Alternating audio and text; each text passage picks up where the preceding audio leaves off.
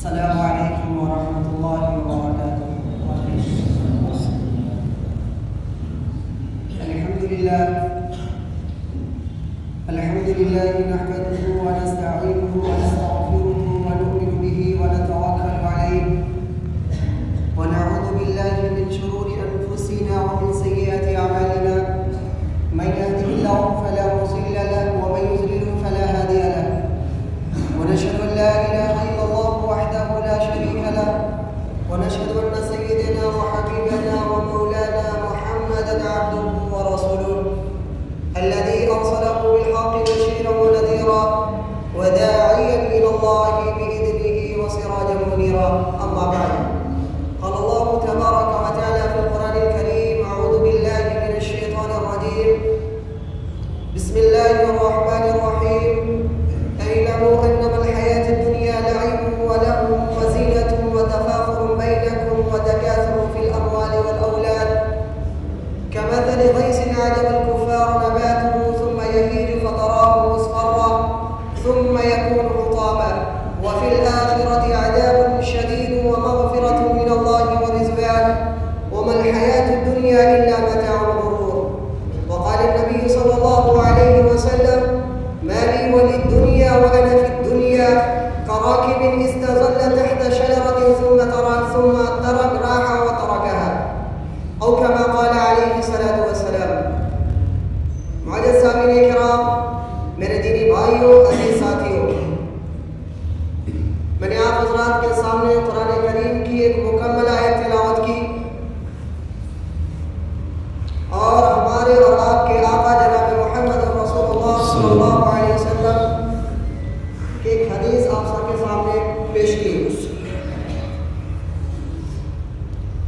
میرے بھائیوں، انسان پر دو چیزیں واضح رہیں، اور یہ صرف واضح ہی نہ رہے بلکہ مستحضر رہے، کیونکہ واضح تو ہو جاتی ہے لیکن مستحضر نہیں رہتا.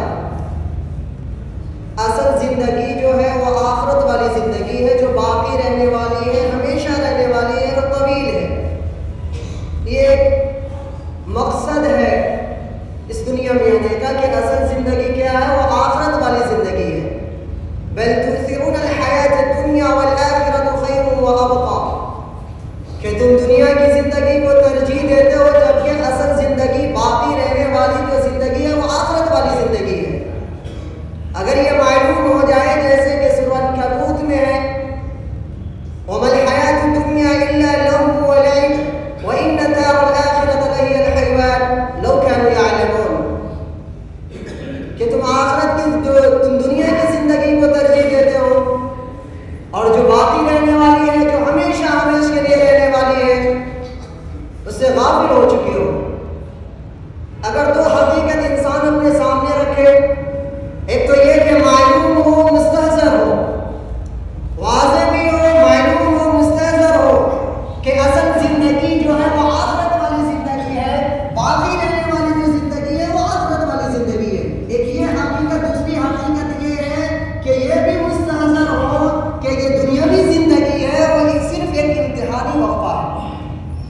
اللہ نے اس دنیا میں ہمیں بھیجا ہے صرف امتحان کے لیے، بس. یہ دنیاوی زندگی صرف ایک امتحانی وقفہ ہے. اگر دو چیزیں انسان اپنے سامنے رکھ لے تو انسان دنیا پرست نہیں بنے گا. انسان دنیا پرست نہیں بنے گا اگر دو چیزیں اپنے سامنے رکھ لے. ایک یہ کہ یہ جو اصل زندگی ہے وہ آخرت والی زندگی ہے، اور ایک یہ کہ یہ دنیا والی جو زندگی ہے وہ ایک امتحانی وقفہ ہے. بس یہی چیز ہے کہ اگر جو انسان یہ دو چیزیں اپنے سامنے رکھ لے وہ انسان دنیا پرست نہیں بنے گا. یہ دنیا متاع ہے، برتنے کی جگہ ہے، برتے ہو میں ہاری حیات الدنیا الا متاع، لیکن دنیا پرست مت بنیے. اب میں آپ حضرات کے سامنے کچھ حدیثیں پیش کرنا چاہتا ہوں. ہمارے اور آپ کے آقا جناب محمد رسول اللہ صلی اللہ علیہ وسلم نے ایک عجیب نقشہ کھینچا، اور آپ صلی اللہ علیہ وسلم نے فرمایا: مالی والی دنیا، کہ ہمیں تمہاری دنیا سے کیا ضرورت؟ وَأَنَا فِي الدُّنْيَا كَرَاكِبٍ اسْتَظَلَّ تَحْتَ شَجَرَةٍ ثُمَّ رَاحَ وَتَرَكَهَا، کہ میری مثال اس سوار کی سی ہے، اس مسافر کی سی ہے کہ جو کسی درخت کے سائے میں تھوڑی دیر سستانے کے لیے، تھوڑی دیر آرام کے لیے ٹھہرا، اور اس درخت کو اپنی منزل نہیں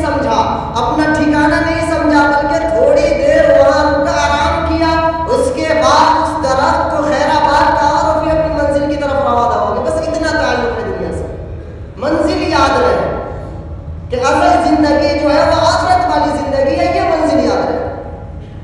اللہ کے نبی علیہ السلام نے دوسری جگہ بہت پیاری حدیث اور بہت مختصر سی حدیث اللہ کے رسول نے فرمایا، انما الدنیا خلقت لکم وانتم خلقتم للآخرہ، کہ یہ دنیا تمہارے لیے بنائی گئی ہے۔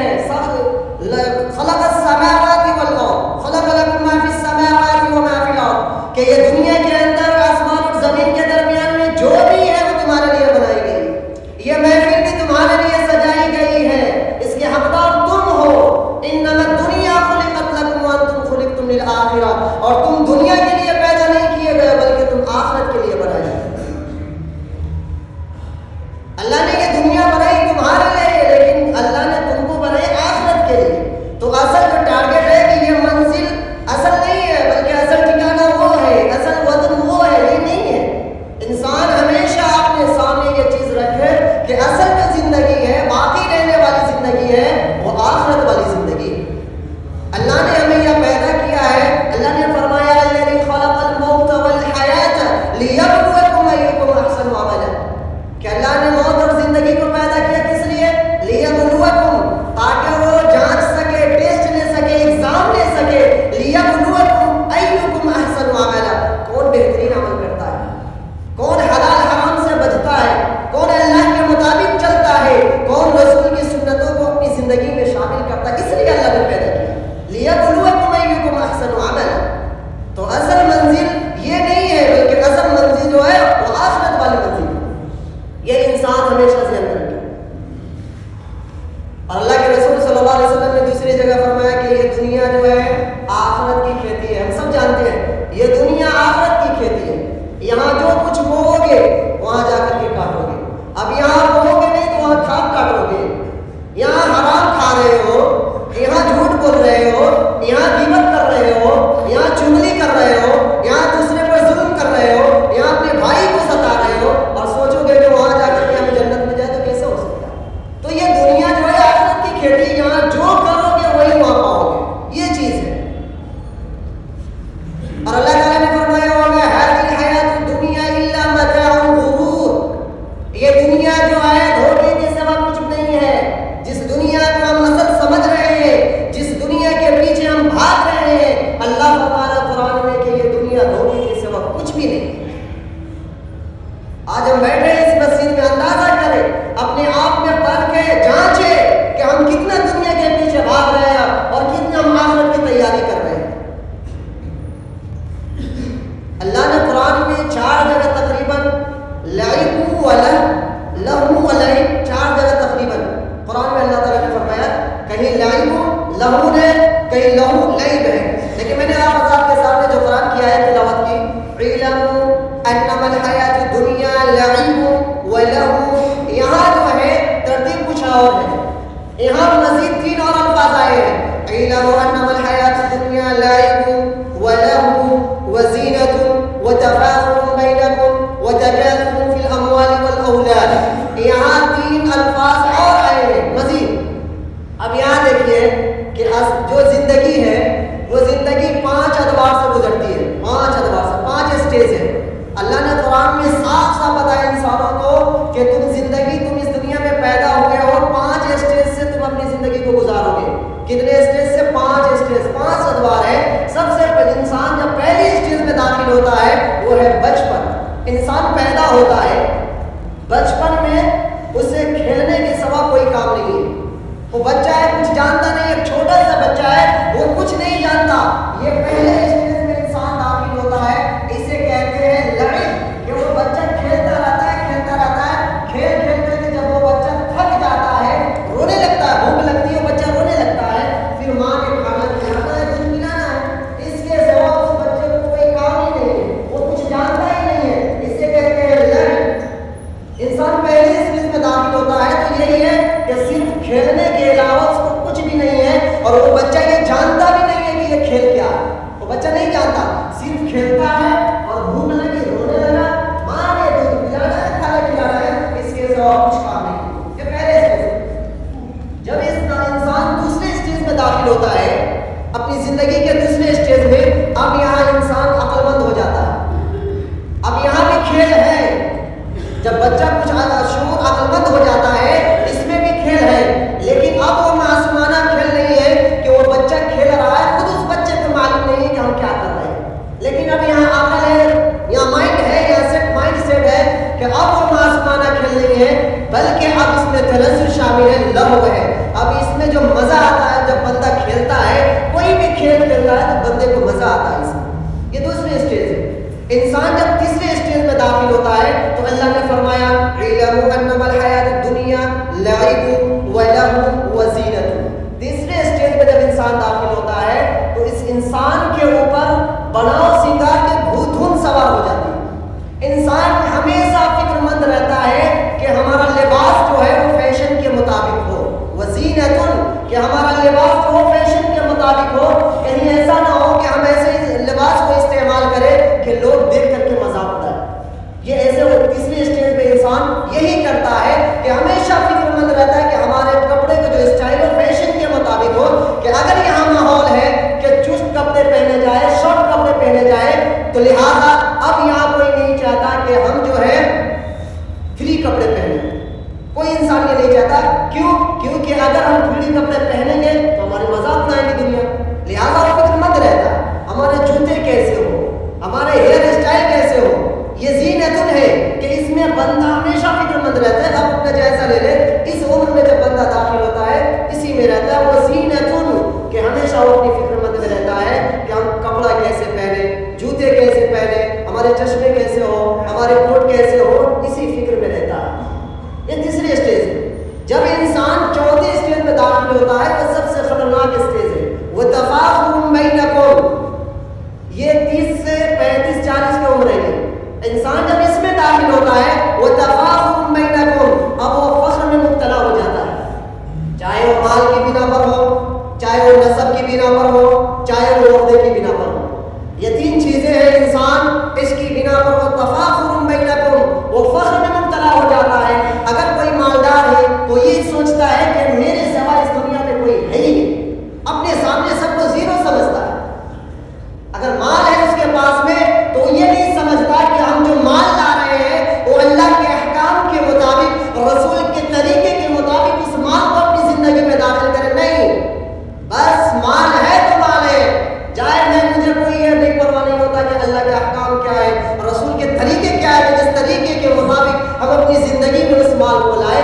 انسان اس فخر میں مبتلا رہتا ہے، وہ انسان اندھا رہتا ہے، اندھا بن گیا رہتا ہے وہ انسان، اپنے مال کے جنون میں، مال میں پاگل ہو گیا رہتا ہے وہ انسان۔ یہی وہ تفاخر بینکم، ایک نسب کی بنا پر انسان فخر کرتا ہے کہ ہم اونچے خاندان سے ہیں، اور ایک عہدے کی بنا پر اگر کسی کو عہدہ اللہ نے عطا کر دیا، اللہ نے دیا ہے کوئی عہدہ، آپ نے کسی منصب پر فائز ہے، لہٰذا اس کا غلط استعمال نہ کریں، اس کا غلط استعمال نہ کریں، بلکہ اس عہدے کا استعمال قرآن کے مطابق، اللہ کے احکام کے مطابق، رسول کے طریقے کے مطابق اس عہدے کا استعمال کریں۔ لیکن یہ نہیں کہ آپ کے اندر میں کوئی کام کر رہا ہے اس کو ستائے، اس کو گالیاں دے، اس کو ہمیشہ پریشان کرے، نہیں، اللہ نے جو عطا کیا ہمیشہ کے لیے نہیں ہے، چند دنوں کے لیے، یہ چند دن کے لیے، پھر اس کے بعد ختم ہے یہ عہدہ۔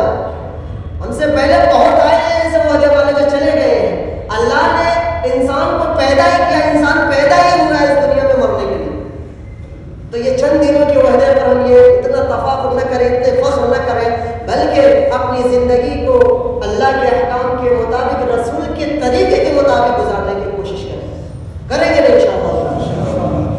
یہ چوتھی اسٹیج ہے اور خطرناک اسٹیج ہے۔ اگر انسان اس میں اپنے آپ کو فکر مند نہیں ہوا، اپنے زندگی کو سنوارنے کی کوشش نہیں کی انسان، تو پھر وہ انسان برباد ہو جائے۔ وہ تفاخر بینکم وتکاثر فی الاموال والاولاد، وتکاثر فی الاموال والاولاد، یہ آخری اسٹیج ہے۔ انسان جو ہے، انسان کی عمر ڈھل جاتی ہے، انسان بوڑھے ہو جاتا ہے۔ اب یہ جو چوتھے اسٹیج ہے وہ تفاخر بینکم، اس میں انسان اب یہ اونچ نیچی نہ ہو، چاہے ہمارا مال کیوں نہ برباد ہو جائے لیکن اونچ نیچی نہ ہو۔ لیکن جو آخری اسٹیج ہے وتکاثر فی الاموال والاولاد، یہاں اونچ نیچی کیا، اونچ مڑتی بھی جائے پھر بھی کوئی فرق نہیں پڑتا، مال آئے تو آئے، بس یہ آخری اسٹیج ہے۔ انسان بڑھاپے کے عمر میں پہنچ جاتا ہے، انسان کے پاس اتنے مال ہیں کہ وہ اس کی آنے والی 10 نسلیں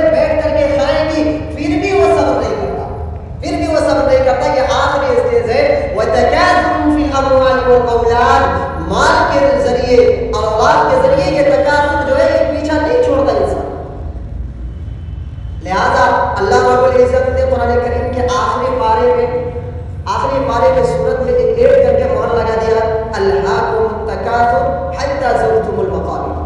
یہ اللہ نے مہر لگا دیا الہاکم التکاثر حتی زرتم المقابر کہ یہ تکاثر مال ہے جو پیچھا نہیں چھوڑتا یہاں تک کہ انسان حتی زرتم المقابر قبر میں اتار دیے جاتے ہیں.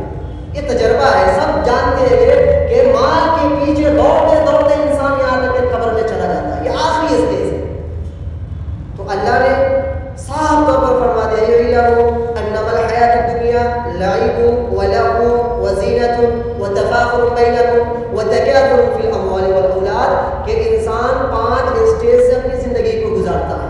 5 اسٹیج سے اگر انسان اپنی زندگی کو صحیح سالم اللہ کے احکام کے مطابق نبی کے طریقے کے مطابق اپنی زندگی کو گزار لیا وہ انسان کامیاب ہو گیا. اگر جس انسان نے لاپرواہی برتی اپنی زندگی کو صحیح سالم نہیں گزارا پھر وہ انسان تباہ و برباد ہو گیا. لہذا پھر اللہ نے آگے مثال کے ذریعے سے سمجھایا. کیا فرمایا اللہ نے کمثل غیث اعجب الکفار. اللہ نے فرمایا کہ جو زندگی کی سائیکل جو چل رہی ہے 60-70 سالہ جو زندگی ہماری یہ جو چل رہی ہے ایسے ہی اللہ نے آگے فرمایا اور مثال سے سمجھایا کہ سمجھو تمہاری زندگی جو 5 اسٹیج سے جا رہی ہے وہ زندگی ایک جو ہم دیکھتے ہیں کھیت میں جو فصل اگاتے ہیں اس سے مثال دی اللہ نے کمثل غیث اعجب الکفار. اس بارش کی کہ جب بارش ہوتی ہے سبزہ نمودار ہوتا ہے تو کسان بہت خوش ہوتا ہے. کسان جو ہے اپنے کھیت میں بیج ڈالتا ہے اور کسان جو ہے محنت بھی کرتا ہے اور محنت کرنے کے بعد اللہ جب بارش جو ہوتی ہے تو اس بارش سے جو سبزہ نمودار ہوتا ہے تو کسان بہت خوش ہوتا ہے. یہ کتنے اسٹیج؟ ایک تو بارش ہوئی پھر سبزہ نمودار ہوا پہلے اسٹیج. اس کے بعد جو ہے اللہ نے فرمایا کمثل غیث اعجب الکفار نباتہ ثم یہیج. پھر وہ فصل جو ہے اپنی پوری مضبوطی پوری قوت کو پہنچ جاتی ہے. وہ فصل جیسے انسان پیدا ہوتا ہے پھر وہ نوجوان ہوتا ہے اور نوجوانی میں اپنی پوری قوت کو حاصل کر لیتا ہے. ایسے ہی ثم یہیج جو فصل جو ہے اپنی پوری قوت کو پہنچ جاتی ہے فتراہ مصفرا پھر آپ دیکھیں گے تو فصل جو ہے زرد ہو جاتی ہے. وہ فصل کیا ہوتی ہے؟ زرد ہو جاتی ہے جسے ہم کہتے ہیں کہ فصل پک گئی ہے کہتے ہیں نا. تو یہ جو ہے اس کے بعد اگر خود رو گھاس ہے تو پھر وہ خود بخود چورا چورا ہو جاتا ہے, خود بخود بھوسا بھوسا ہو جاتا ہے. اگر کسان نے بیج بویا ہے تو پھر کسان اس کو کاٹتا بھی ہے. جب فصل کٹ جاتی ہے اس کے بعد وہ بھی کیا ہے مٹی میں جا کر کے وہ فصل جو ہے وہ مل جاتی ہے.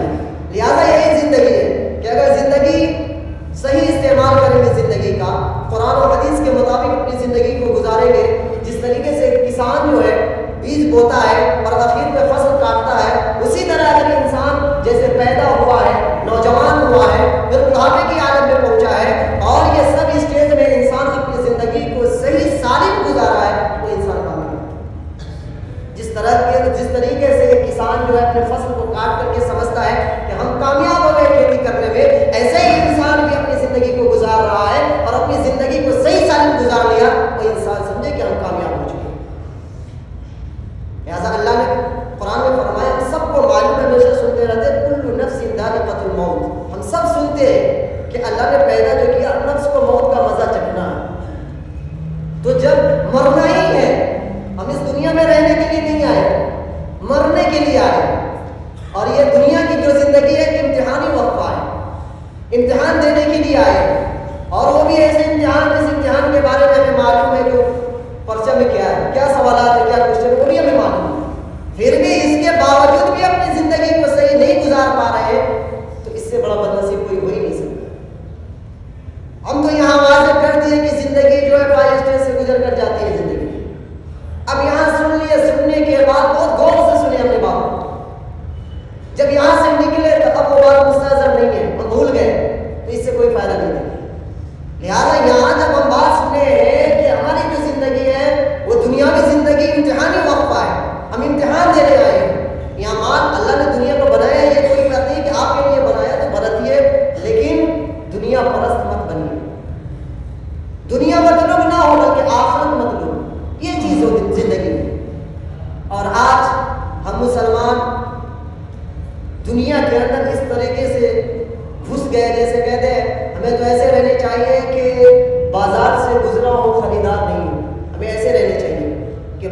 سے گزرا ہوں، خریدار نہیں ہوں، بس ہمیں اپنے ایسی زندگی کو اپنے ایسی زندگی گزارنا ہے، بس آئے یہ چلے جائیں گے، رہنے کے لیے نہیں ہے بلکہ آئے یہ چلے جائیں گے۔ دیکھیں اللہ کے رسول صلی اللہ علیہ وسلم نے فرمایا کہ میری مثال جو ہے وہ سوار کسی ہے کہ جو درخت کے سائے میں تھوڑی دیر کے لیے آرام کیا پھر چل دیا۔ تو ہم یہاں تھوڑی دیر کے لیے آئے پھر ہم یہاں سے چلے جائیں گے، اصل زندگی آخرت والی زندگی۔ تو اللہ نے فرمایا مثال دے کر کے سمجھا دیا۔ پھر اللہ نے سورۃ الکہف کے اندر جو ایک مرکزی مضمون ہے اس میں بھی اللہ تعالیٰ نے فرمایا انا جعلنا ما علی الارض زینۃ لها لنبلوهم ایہم احسن عملا۔ یہاں بھی اللہ نے یہ فرمایا کہ ہم نے تمہیں دنیا میں بھیجا ہے، دنیا کو خوبصورت بنایا صرف جانچنے کے لیے، امتحان لینے کے لیے، ٹیسٹ لینے کے لیے، اس کے سوا کچھ بھی نہیں۔ اگر انسان دنیا کو اپنا مطلوب بنا لیا، دنیا کو اپنا محبوب بنا لیا اور دنیا محبوبہ بن گئی تو سمجھیے آپ ختم ہے۔ دنیا اگر محبوبہ بن گئی سمجھیے کام ختم ہے۔